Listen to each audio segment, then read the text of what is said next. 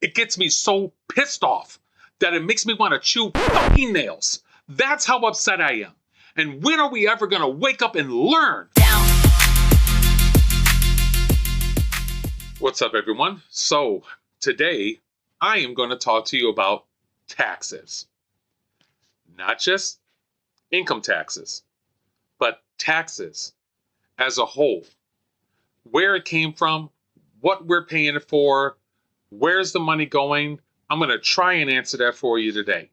Income tax was first created back in 1861 under the Revenue Act of 1861. That was solely to help finance the Civil War, imposing a 3% tax on individuals' income over $800. If we look at it today, that's equivalent to $28,000. Now, this was a temporary wartime measure, and it did collect very little. So in 1862, Congress then replaced it with a progressive tax structure. 3% on incomes between $600 and $10,000, and 5% on incomes all above $10,000, and hence created the Office of Commission of Internal Revenue, which would become the IRS. Then in 1894, Congress enacted the Wilson-Gorman Tariff Act, which imposed a 2% on incomes over $4,000. But the Supreme Court ruled this tax unconstitutional, which led to constitutional amendments to authorize a federal income tax without apportionment. Let's talk about that word. See, that word apportionment means to divide out and share amongst a broad selection of people. That's what that means. And you'll hear it quite often during this. In comes the 16th Amendment. It was ratified on February 3rd, 1913, which granted Congress the power to levy income taxes without apportionment, becoming the Revenue Act of 1913, establishing the first permanent income tax starting at 1% on incomes above $3,000, and it graduated rates for higher incomes up to 7%. This law created the first 1040 form for all the taxpayers. Now, that didn't affect many Americans, but it laid a fast track for what we have today. And what do we have? Well, it's the government sticking it to the American people. See, for decades after that, sky-high tax rates on the wealthy helped create the most equal society in American history. Then came the 1980s. That's when it all changed. Government, or shall I say Congress, cut taxes to the rich and wealthy, also investment incomes. In turn, that extra would filter down to someone else. And that person is called everyone else. Now, the top 1% earners in America accounted for 20% of all income received in America. It was only 9% in the 1960s. Let that sink in.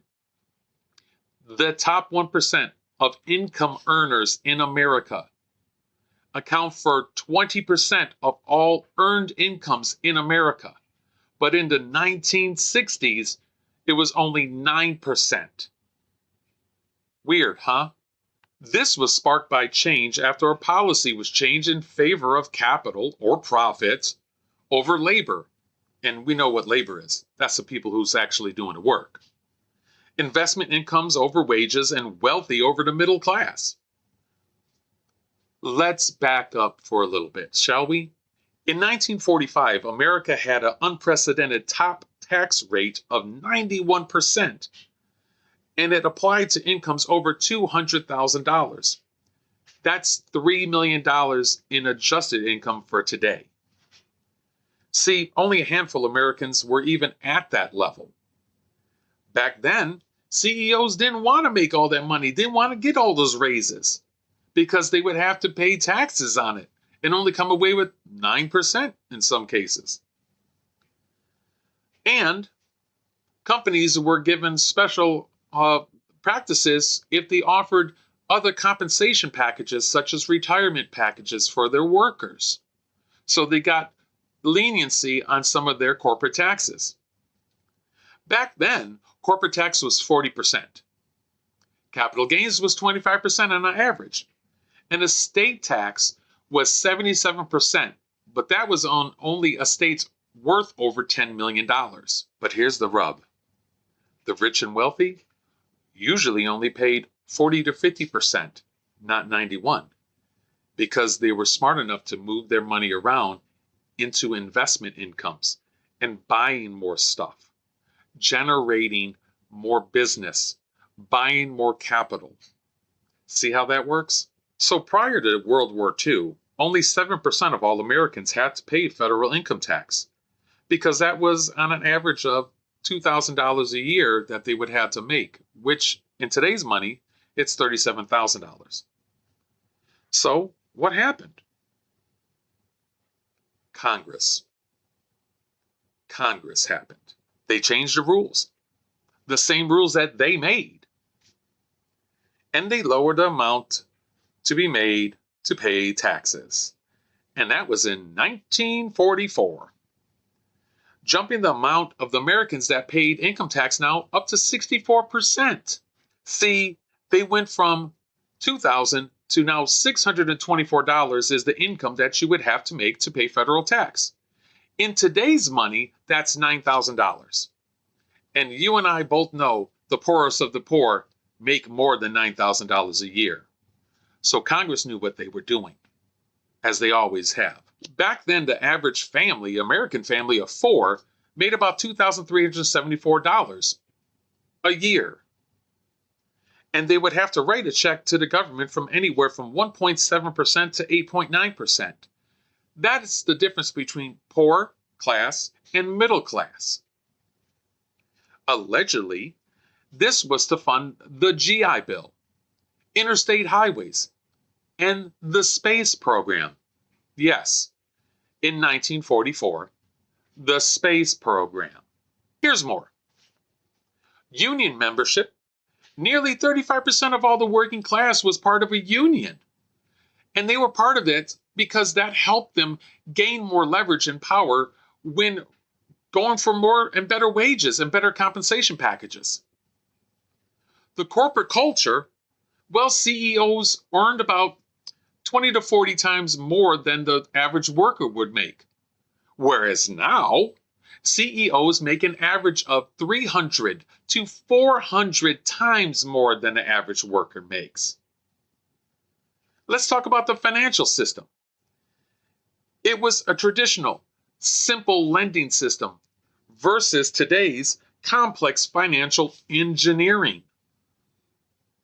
Regulatory environment was different. There were strong antitrust enforcements preventing excessive corporate concentrations or monopolizations. Today, there's minimal oversight at best. And you can thank Congress and lobbyists for that. Pensions. Well, companies were rewarded and encouraged to provide retirement benefits, and that all happened until the mid-1990s. Then guess what? Yeah, Congress changed policies and made it so these corporations did not have to do this anymore, but in turn match a specific amount for employees to pay into a 401k, which is not guaranteed. How do we go from 8.9% to 23.9%? Can I find out how? I scoured the internet, and this is what I came up with. There's no reason outside of Congress changing policies which helps the rich and wealthy, in other words, themselves. Why? We pay income taxes on our salary. We pay taxes for our home. We pay taxes on all our perishable products, or non-perishable products, shall I say, and we also have to pay taxes on our services. Anything we purchase over the counter outside of food that can waste away, we pay taxes on. So where is it all spent? Not on the interstate highways. Not on the space program that we don't have. See, those interstate highways, a lot of them have turned to tolls now for upkeep and maintenance. It's definitely not spent on the space program because we haven't had it in 40 years. Not a real one. And that's supposed to be NASA, right? Independent of the US government, as I thought. And how about the GI Bill? Well, most servicemen stay in there for an extended period of time and don't really go to college and take advantage of it. So it just goes to Narnia. So my question is, where is it? Let's look at this breakdown. Average congressman, and there's 535 of them, makes $181,000 a year. The average senator, and there's 100 of them, makes $181,000 a year. Now that's on average. That comes up to $115 million. I'm rounding up. There are 93.6 million working Americans. That means each American pays approximately $1.23 for the congressmen and the senators. Now we have government workers. We have 2.03 million, and their average salary is $97,456. And that ranges anywhere from $15,278 all the way up to $269,000 a year.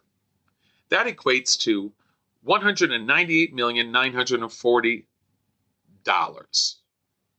That's $2,125.43 per working American that goes to pay for government workers a year. We have 2.1 million Americans in the military. Their average salary is $85,400.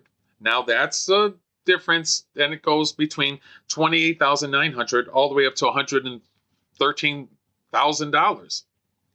That's $180 million. Let's round it down. That's $1.93 for each American that goes to pay for the military.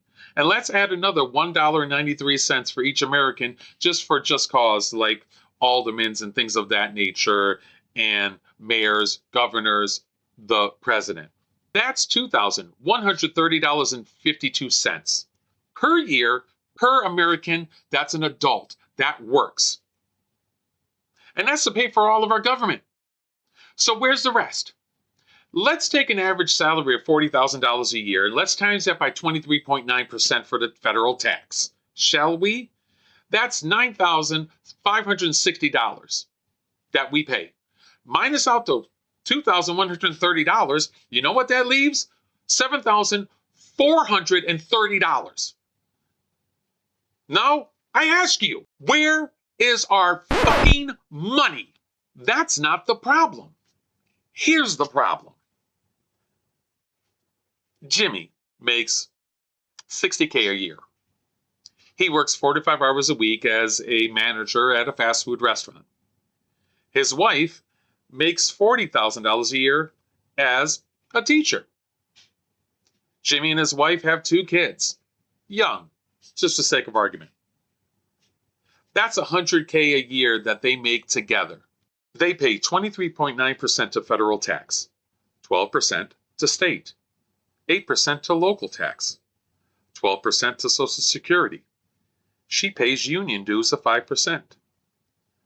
And they invest 5% into their 401ks, leaving them with $37,100. Now their mortgage is $12,000 per year. Now they have $25,100. But they have to pay taxes on their home. And let's say it's $4,800 a year. Now they both pay insurance and they both have cars.